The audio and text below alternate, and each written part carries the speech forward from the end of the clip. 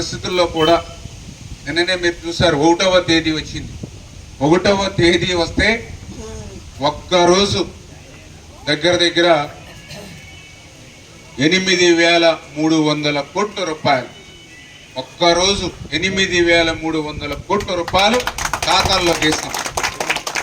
ఏదైతే 5,300 కోట్లు ప్రభుత్వ ఉద్యోగాలకు సంబంధించినటువంటి వారి జీతాలు, వాళ్ళ పెన్షన్లు 1వ తేదీనే వాళ్ళ అకౌంట్లోకి చాలా కాలం తర్వాత. ఎందుకంటే గతంలో జీతాలంటే మరి 2వ తారీఖు, 5వ తారీఖు, 10వ తారీఖు ఒక్కొక్కరికి ఒక్కొక్క రోజు పడేది.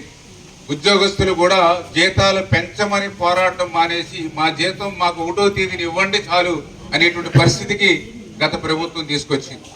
కానీ ఈ ఎన్డీఏ ప్రభుత్వం 1వ తేదీన 5,300 కోట్ల రూపాయలు వాళ్ళ అకౌంట్లో, అదేవిధంగా ఎవరైతే వృద్ధులు, వితంతులు, దివ్యాంగులు ఎవరైతే ఉన్నారో వాళ్ళకు సంబంధించి దగ్గర అది ఒక 3,000 కోట్ల రూపాయలు, అంటే దగ్గర 8,300 కోట్ల రూపాయలు ఒక్కరోజు మీ ఖాతాల్లోకి ఇన్ని అప్పులున్నా కూడా మరి జమ చేశారని అంటే ఒక సమర్థవంతమైనటువంటి నాయకుడు, ఒక పని చేసేటువంటి నాయకుడు, ఒక ముఖ్యమంత్రిగా చంద్రబాబు నాయుడు గారు కానీ, అదేవిధంగా ఒక ఉప ముఖ్యమంత్రిగా పవన్ కళ్యాణ్ గారు కానీ ఉండడం వంటి నాయకుల వల్లే ఇది సాధ్యమైంది అనే విషయాన్ని ఈ సందర్భంగా తెలియజేసుకుంటూ, అందుకు మరి పరోక్షంగా మరి కేంద్రం నుంచి కూడా నరేంద్ర మోడీ గారి సహకారం, ఇట్లా అందరినీ కూడా సమన్వయం చేసుకుంటూ ఈరోజు కష్టాల్లో, ఇబ్బందుల్లో కూడా మిమ్మల్ని కష్టపెట్టకుండా ఈరోజు పరిపాలన సాగుతున్నదని ఇదే ఒక ఉదాహరణ చెప్పి తెలియజేసుకు, మరి ఇంత కష్టకాలంలో కూడా ఒక్కరోజు ఇన్ని వేల కోట్లు మీ అకౌంట్లో జమ చేసిన నిన్న వాళ్ళ పత్రిక చూస్తే వాళ్ళకు ఒక అవినీతి పత్రిక ఉంది, వాళ్ళ పార్టీ ఒక కరపత్రిక ఉంది. దాంట్లో అన్ని కూడా పెన్షన్లకి ఎంతో ఇబ్బందులు పడుతూ ఉన్నారు, ఎన్నో కష్టాలు పడుతూ ఉన్నారని చెప్పి అవాస్తవాలు రాసినటువంటి పరిస్థితి.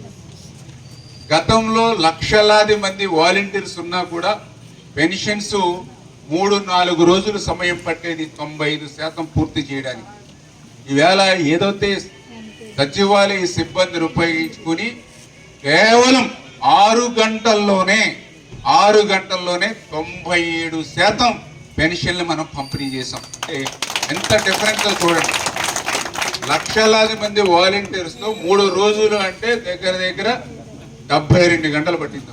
72 గంటల్లో 97% చేస్తే 6 గంటల్లో మనం 97% చేస్తాం. అది సమర్థవంతమైన ప్రభుత్వం. దీన్ని చూసి తట్టుకోలేనిటువంటి ఆ యొక్క రోత పత్రిక అవాస్తవాలు, అసత్యాలు నిన్న ప్రచురణ చేసినటువంటి పరిస్థితి.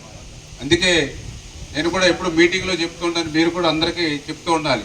ఇప్పుడు సిగరెట్ ప్యాకెట్ మీద మీకు ఉంటుంది ఒక వార్నింగ్, పొగ తాగుట ఆరోగ్యానికి హానికరం. అదేవిధంగా సాక్షి పత్రిక చదవడం కూడా ఆరోగ్యానికి హానికరం.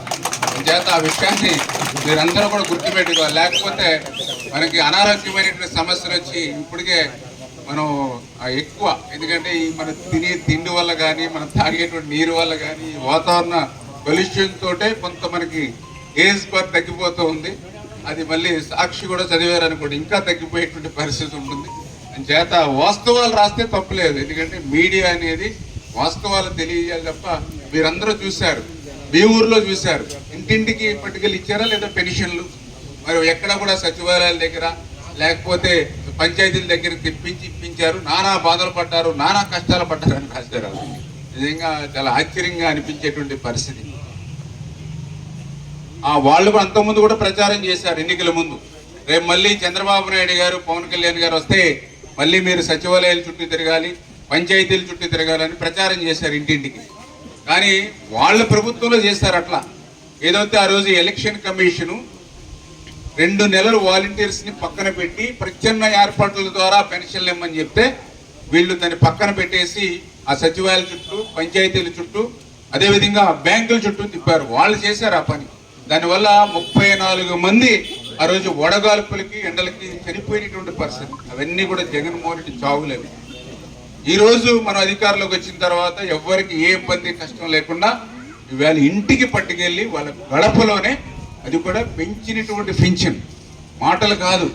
ఎందుకంటే ఆ రోజు 3,000 రూపాయలకి పెంచుతానని చెప్పి ఆ 1000 రూపాయలు పెంచడానికి అతనికి 5 సంవత్సరాలు పట్టింది.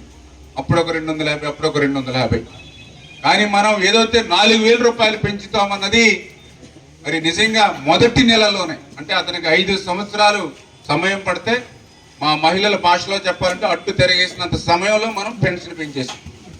పొయ్యి మీద ఎట్లా అయితే మనం చేస్తాం ఒక టిఫిన్, అట్లా విత్ ఇన్ సెకండ్స్ లో మనం పెంచి వాళ్ళకి 3000, 4000 రూపాయలు పెంచి, మళ్ళీ అది కూడా ఎట్లా చేసాం, ఎప్పుడైతే వాగ్దానం చేశామో ఏప్రిల్ నెలలో మనం వాగ్దానం చేసాం పెన్షన్ 4000 ఇస్తాం. ఏప్రిల్ నెల నుంచి కూడా అమలు చేసాం. భారతదేశ చరిత్రలో ఎప్పుడు అట్లా అమలు చేసిన పరిస్థితి లేదు. ఏప్రిల్, మే, జూన్ 3 నెలలు 3000 ప్లస్ 4000, 7000 రూపాయలు ఇచ్చాం.